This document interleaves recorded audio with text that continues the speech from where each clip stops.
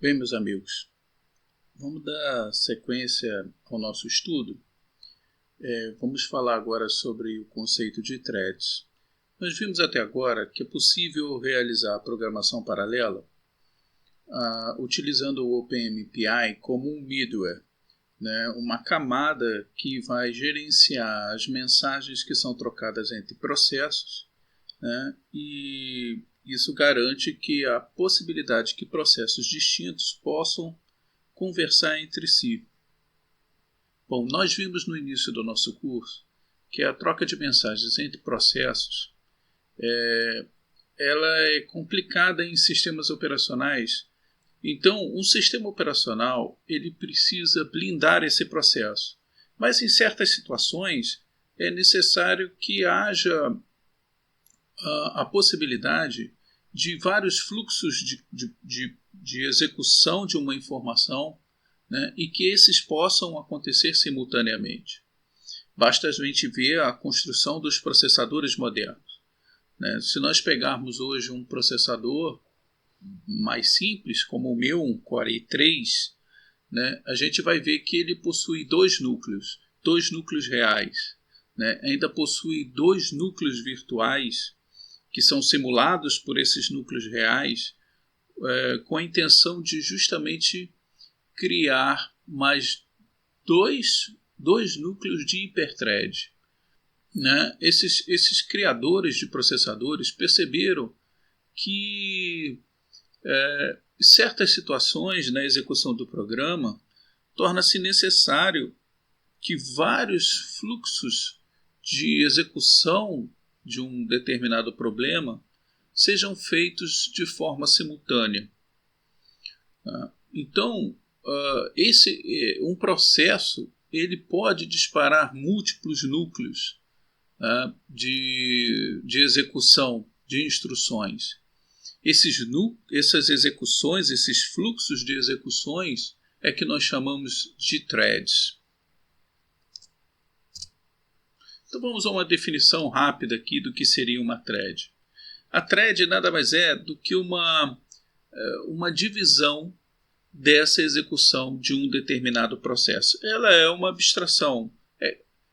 Para todos os efeitos, uma thread é como se fosse um novo processo que é clone do processo inicial, de forma muito semelhante ao que o MPI fez com o processo original. Né? Então a gente pode ver aqui nessa figura, né, que normalmente nós temos, em geral, né, um processo tradicional, nós temos um processo e um fluxo aqui de execução de instruções. Mesmo que eu tenha um segundo processo né, sendo executado aqui, eu teria um segundo único fluxo sendo rodando dentro da minha máquina. Um processo com multithreads, né, o que nós vamos ter aqui? Nós vamos ter que um único processo ele vai poder executar ao mesmo tempo vários fluxos de instruções simultâneos. Então, isso para a programação paralela é muito interessante, porque permite que a gente utilize esse recurso como uma forma de paralelizar a resolução de problemas. E isso é uma solução nativa do sistema operacional. Então, a gente pode fazer o uso desse recurso do sistema operacional exatamente para tentar resolver problemas de programação paralela. Mas como haveria essa troca de mensagens, né, entre esses fluxos?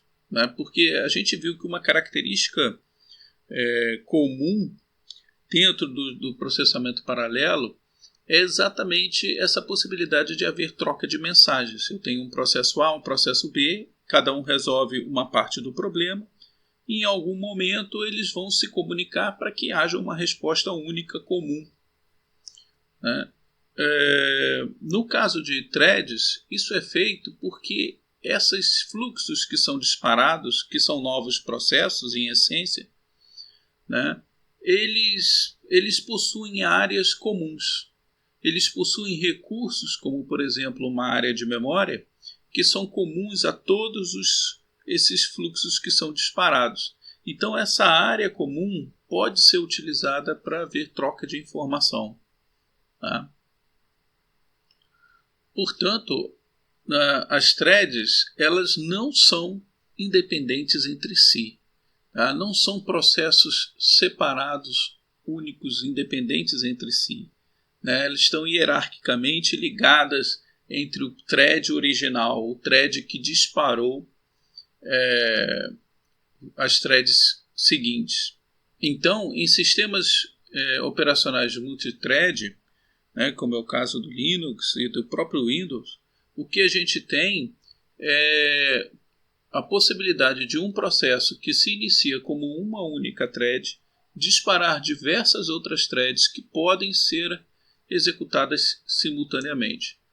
Num processador com múltiplos núcleos ou com hiperthreads, né, é possível que essas threads tenham a sua execução de forma paralela. Vamos ver um código que vai ilustrar muito bem essa característica do sistema operacional. Então, olha só, nós temos aqui um exemplo de um código em que a gente vai fazer uso de threads, né, como um recurso para a resolução dos nossos problemas de programação paralela.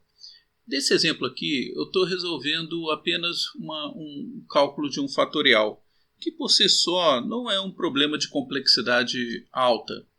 Né? Um código linear poderia fazer muito bem esse cálculo do fatorial de um número. Como vocês sabem, o fatorial de um número é apenas a multiplicação dele pelos seus números inteiros menores. Então, por exemplo, o fatorial de 5 seria a multiplicação de 5 por 4, por 3, por 2, e o que daria um determinado número.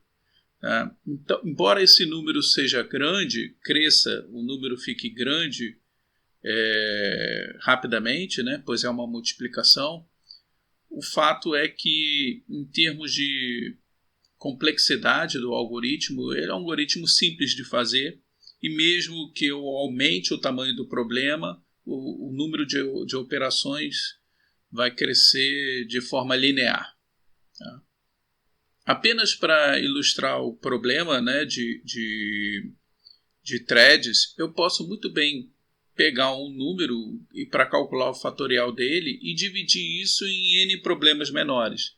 Porque como é a multiplicação de um número, eu posso, por exemplo, pegar o fatorial de 10 e no processamento eu posso fazer a multiplicação de 10 até 6, né? 10 vezes 9 vezes 8 vezes 7 vezes 6, ao mesmo tempo em que em outra unidade de processamento eu estou fazendo a multiplicação de 5 vezes 4 vezes 3 vezes 2, por exemplo.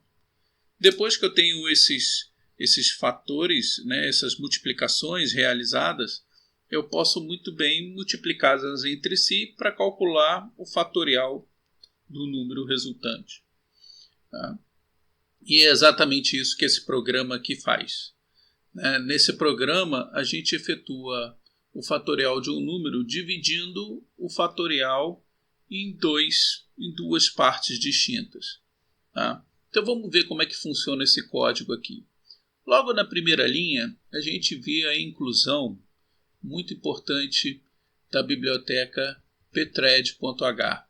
Tá? Essa biblioteca vai ser essencial para que a gente possa fazer uso de threads dentro do nosso sistema operacional. O Stand.io padrão. Logo abaixo aqui, na linha 4, a gente vê a definição de uma constante de valor 10, né? E essa constante está representando exatamente qual número que nós vamos efetuar o cálculo do fatorial. Tá? Ora, aqui já temos a função que vai realizar o cálculo desse fatorial. Tá? Então, essa função aqui ela é responsável por efetuar essa multiplicação. É uma função recorrente, né? Muito simples. Aqui a condição de parada ela vai ficar se chamando, né, n vezes até que o início seja igual ao fim. Tá? Nesse momento, ela retorna o valor 1. Vamos imaginar o seguinte, que eu chamo essa função fatorial passando para ela o valor 10 a 1. Tá? Isso quer dizer que ela vai efetuar a multiplicação do número de 10 até 1. Tá? Então vamos ver como é que ela funciona. Ela vai parar quando essa variável aqui, esse parâmetro início for igual a fim. Nesse momento ela retorna 1. Caso o início não seja 1, não seja igual ao fim, que é 1, né? A gente falou que ia passar 10 e 1. O que vai acontecer?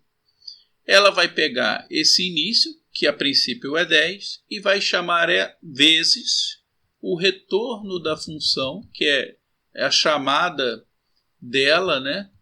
Com o valor agora 9 e 1. Ou seja, ela vai pegar o 10 multiplicado pelo retorno de 9 até 1, que vai chamar ele mesmo, que seria 9 vezes 8, 1. Que chama ele mesmo, que seria 8 vezes 7, 1. E assim consecutivamente até que 1 seja igual a 1. Nesse momento ela vai retornar 1 e toda a multiplicação vai poder ser feita. Tá? Então vai ficar 10 vezes 9 vezes 8 vezes 7. Tá? Então a gente pode ver aqui que é exatamente esse retorno aqui, né? Que é a multiplicação dela por ela mesma menos um valor. Tá? Isso é o que a gente chama de função recorrente. Foi feito de forma recorrente aqui por um simples hábito de programação paralela, porque as funções recorrentes, elas, na hora da compilação, elas apresentam uma melhor otimização, né, no código objeto. Mas esse problema poderia ser igualmente feito por um for, um laço de repetição, né, que daria o mesmo efeito. Aqui nós temos um processo filho, que esse processo filho, que essa função, que na verdade ela retorna um ponteiro, né, ela é um ponteiro, né, para uma função, ela vai ser disparada quando a gente criar uma thread. Eu volto nela daqui a pouquinho. Vamos ver a função main aqui. Ó. A função principal, nós temos aqui duas variáveis, né? Uma jfilho e jpy, além desse fator aqui, que é só uma para efeitos de cálculo, né? Mas essas duas variáveis aqui que são interessantes. A gente pode ver que a variável jpy recebeu aquele 10 declarado naquela constante, né, lá no começo do programa. Assim como essa jfilho também. Pois bem, eu também criei aqui uma estrutura de dados pertencente àquela biblioteca pthread, que a gente fez o include logo na primeira linha do programa, tá? Criando essa variável threadFilho, tá? Desse tipo pthread. Ora, logo aqui então na linha 32, a gente inicia a criação da thread. Aqui é a linha mais importante do programa. Vamos entender o que está acontecendo aqui. Ó. pthread create, então essa função cria uma nova thread a partir dessa thread que está sendo executada nessas linhas do código, gravando as informações dessa thread nessa estrutura que nós declaramos aqui. Tá? Então a gente grava informações como o PID que está sendo criado, tá? Tudo isso está sendo gravado nessa thread filho que está aqui. Bom, tem um valor null aqui que são configurações dessa pthread, né, do tipo de thread, mas por enquanto a gente vai deixar ela sem importância aqui, vamos deixar ela com valor nulo. E em seguida eu passo aqui qual é a função que vai ser executada por essa thread. Então veja bem, quando a gente cria uma thread, nós estamos criando um novo fluxo de execução de programas.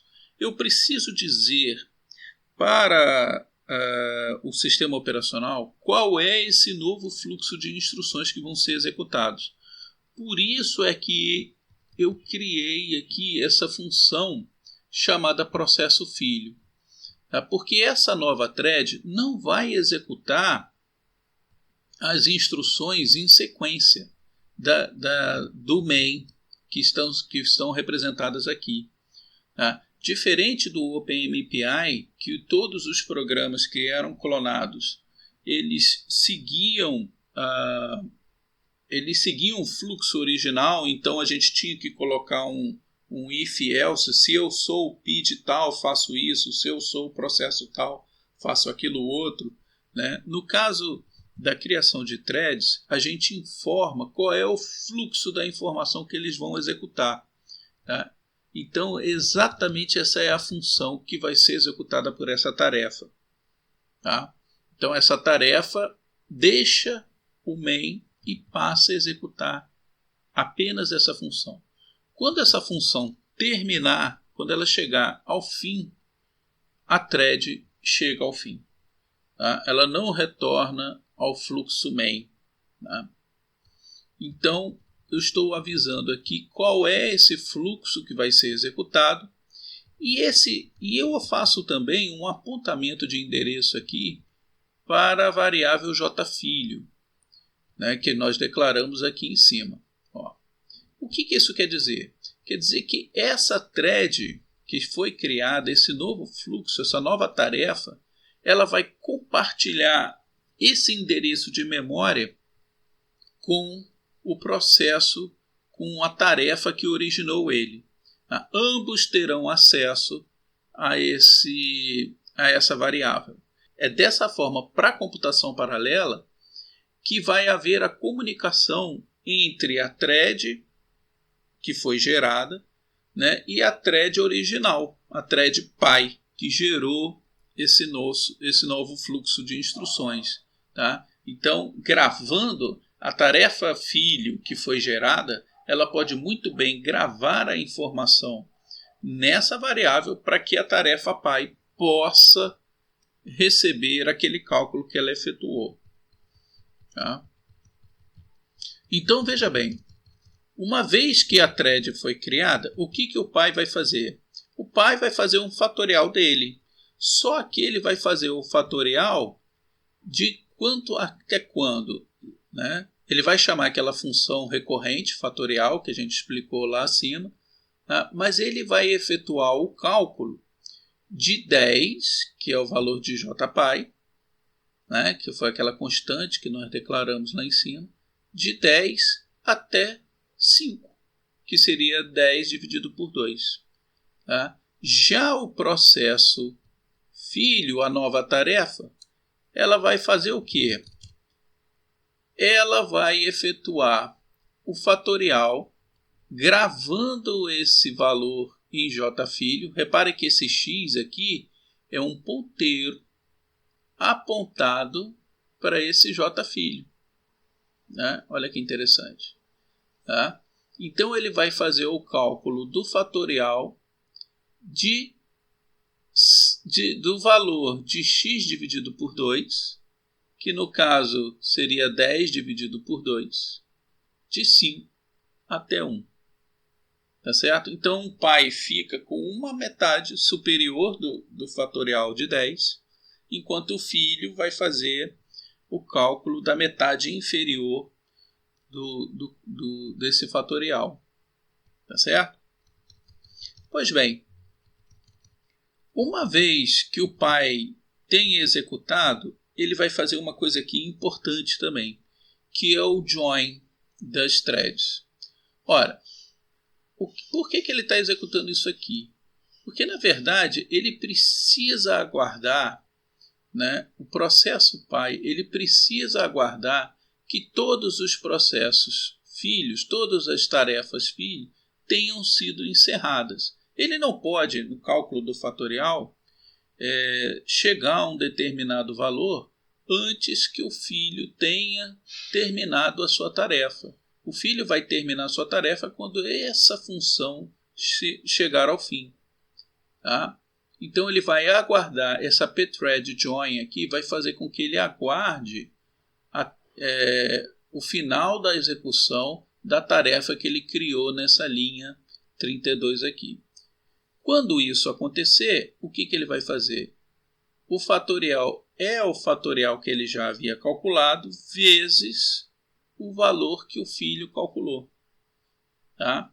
Então ele vai ter aí finalmente o fatorial do número 10. Um programa simples, como a gente pode ver, é um programa bem simples, mas que realmente está dividindo essa tarefa em duas partes. Né? Vamos ver a execução desse código? Eu vou abrir aqui um terminal.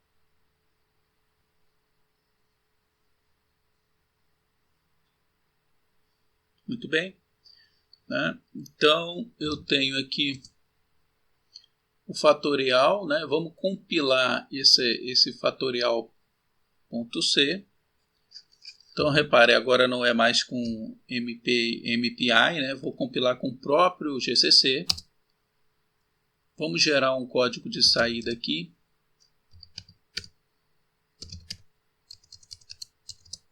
Baseado no código fonte, né? .c. Mas eu tenho que lembrar que, como eu estou fazendo o uso da thread, eu tenho que incluir essa biblioteca nessa compilação, né? -l pthread. Ok? Muito bem. Então, nós já compilamos, agora a gente pode executar como sempre fazemos quando a gente executa um código em C. Tá? Então, eu vou executar o código objeto e está lá. A parte calculada do pai foi 30.240, né? Que é 10 vezes 9 vezes 8 vezes 7 vezes 6. Né? E a parte do filho foi 120, que seria 5 vezes 4 vezes 3 vezes 2. E depois, o que o pai vai fazer? Ele vai multiplicar isso por isso, né, para achar finalmente o fatorial de 10. Está aqui o resultado do fatorial de 10. Ok? Então, vocês podem ver que é um recurso que a gente pode fazer uso para programação paralela, né, através da divisão de tarefas de um problema em subproblemas, né? E através desse compartilhamento de memória, essa memória compartilhada que a gente cria durante a criação da thread, a gente tem como fazer os processos conversarem entre si, né, para chegar a uma resposta em comum. Tá? Vamos ver agora no próximo vídeo como que a gente vai resolver um problema um pouco mais complicado do que esse, né? Que esse foi apenas uma ilustração de como utilizar as threads.